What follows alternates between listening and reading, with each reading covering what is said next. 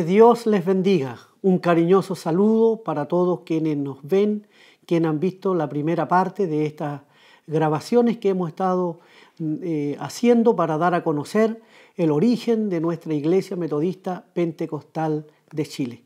Tal como mencionábamos anteriormente, basado en el libro de los Hechos de los Apóstoles, a través de aquel derramamiento del Espíritu Santo, lo cual nosotros continuamos creyendo que lo que sucedió en ese tiempo también sucede en este tiempo, sin lugar a dudas. Hemos estado revisando la historia del avivamiento pentecostal en Chile. Es una obra, directamente el testimonio dado por el pastor Willy Huber.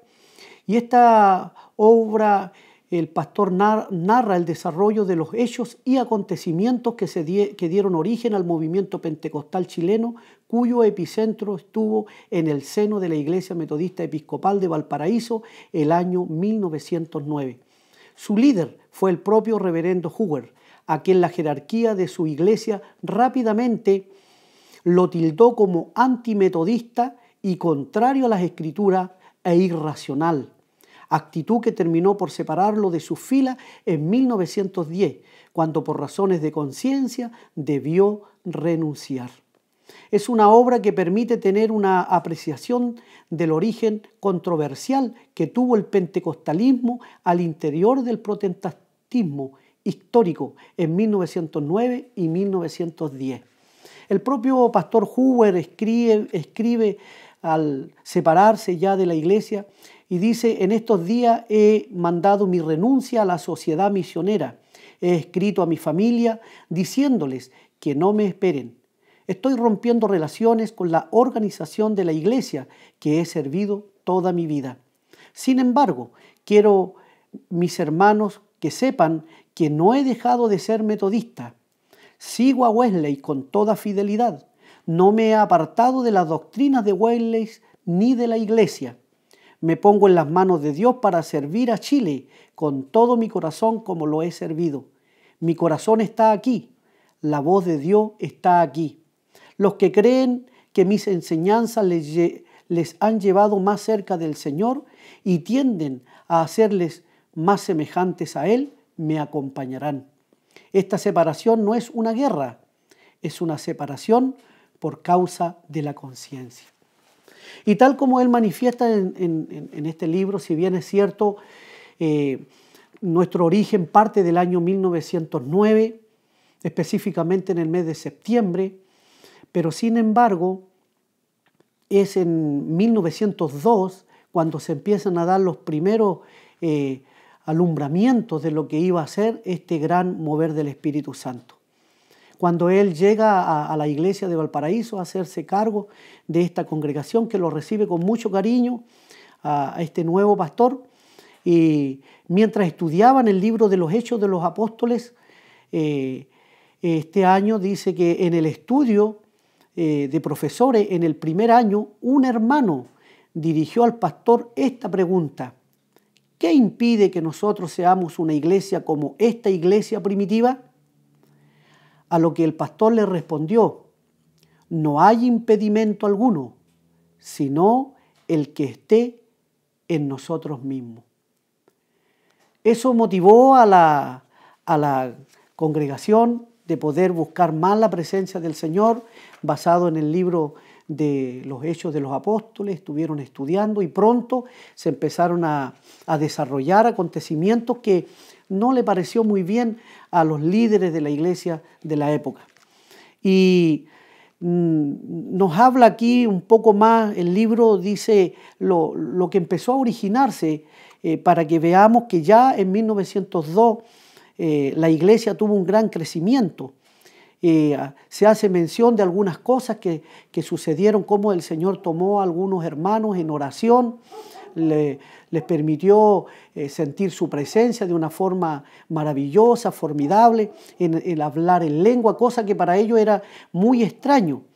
Y se hace mención de estos incidentes, dice, para mostrar que el avivamiento de 1909 tuvo antecedente en el año 1902 y que así la iglesia fue en una manera preparada para esperar manifestaciones cuando Dios obraba.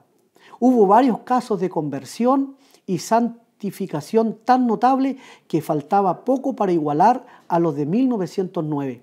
La iglesia creció y la organización fue ampliada hasta tener reuniones por casi toda la ciudad. Los guías de clase eran abnegados y muy empeñosos en visitar y atender a su clase. Varios de ellos, que disponían de su tiempo en su trabajo, destinaban medio día a la semana para visitar su clase y eran constantes en informar al pastor del estado de sus miembros. Nace entonces en ellos un deseo, un fervor por las almas y cómo empieza a crecer el Evangelio. Dice que la ganancia de este año de 1902 para la iglesia de Valparaíso fue de 100 hermanos, 100 personas que aceptaron a Cristo como su Salvador personal.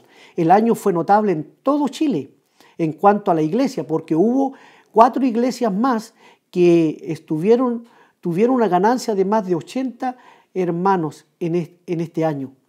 La ganancia y el crecimiento que tuvo la iglesia a nivel nacional fue de un 44%, es decir, algo extraordinario que solo el Espíritu Santo puede hacer, una ganancia fenomenal, aunque el número con el que principió el año no era tan crecido.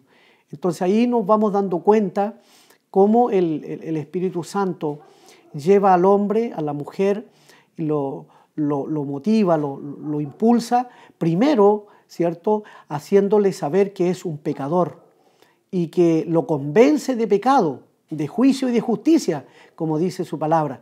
Lo lleva a los pies de Cristo para que confiese a Jesucristo como su único y personal Salvador. Lo sella y lo transforma en una persona que ahora comienza a dar frutos, los frutos del Espíritu. Aquellos hombres que tenían una vida de pecado son transformados por el Señor Jesucristo para ahora rendir el fruto del Espíritu. Y eso solamente lo puede hacer nuestro Señor Jesucristo. Esto tuvo un crecimiento enorme, inmenso. Recordemos en aquellos años, también nos habla aquí el libro, que hubo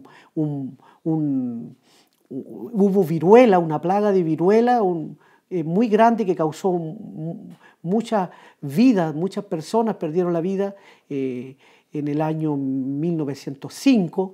En el año 1906 hubo un terremoto tremendo en Valparaíso, lo que motivó después de los incendios que se dieron, nos dice la historia que murieron más de 2.000 personas. Fue bien catastrófico. El templo en el cual estaban los hermanos albergados se cayó y tuvieron que salir a los cerros donde comenzaron a hacer reuniones. Estuvieron por bastante tiempo en esas circunstancias, pero la obra de Dios vino a ser para crecimiento, porque allí donde los hermanos atendían en aquellos cerros, la obra de Dios crecía inmensamente grande. Y aquí vemos nuevamente el Espíritu Santo obrando maravillosamente. ¿Será que en este tiempo necesitamos la presencia de su Santo Espíritu? ¿Nos estaremos quedando un poco dormidos? Y que el Señor nos quiere despertar ante todos estos acontecimientos que están sucediendo no tan solo en nuestro país, sino que en el mundo entero. Y el Señor nos está diciendo: iglesia mía, despertad, despierten, hijos míos.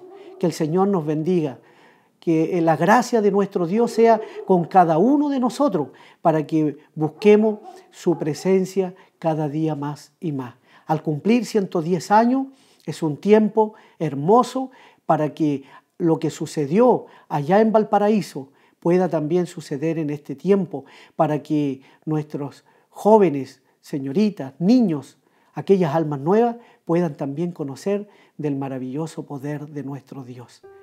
Padre, muchas gracias, porque al ir entrando en la historia del avivamiento, Señor, nos damos cuenta la obra gloriosa y maravillosa que tú fuiste obrando en aquellos primeros hermanos que te creyeron. Era algo extraño, era desconocido, Señor, pero ellos te creyeron.